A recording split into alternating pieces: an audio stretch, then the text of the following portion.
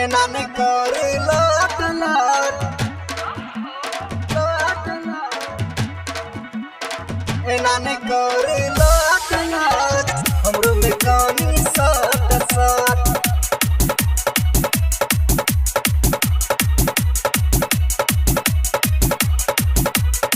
एना ने कर डीजे बादल राज डीजे बादल राज डीजे बादल राज डीजे बादल राज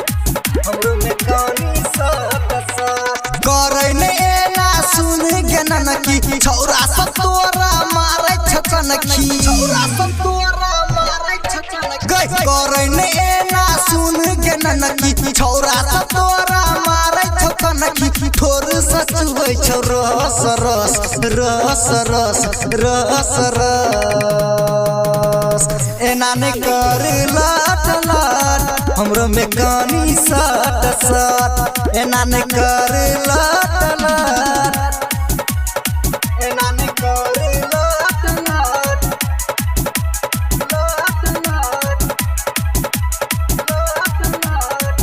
डीजे बादल राज डीजे बादल राज डीजे बादल राज डीजे बादल राज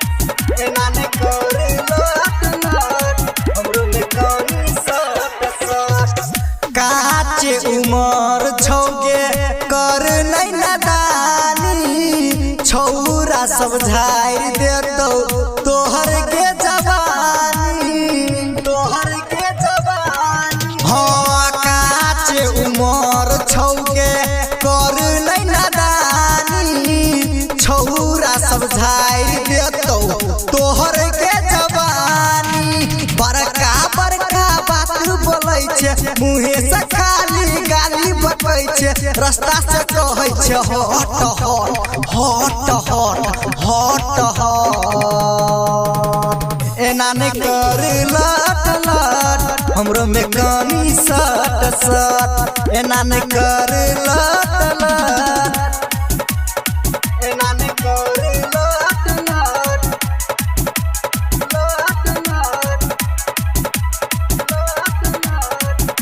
डीजे बादल राज डीजे बादल राज महालक्ष्मी जी रमपुरा बाजार एना ने कर लट लट हमरो में कानी सट सट भर खर फुलाल छे तू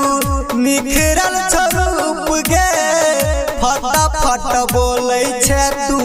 कहै छियो चुप गे कहै छियो चुप गे हाँ भर खर फुलाल छे तू निखरल स्वरूप गे फटाफट बोलै छे तू कहै छियो चुप गे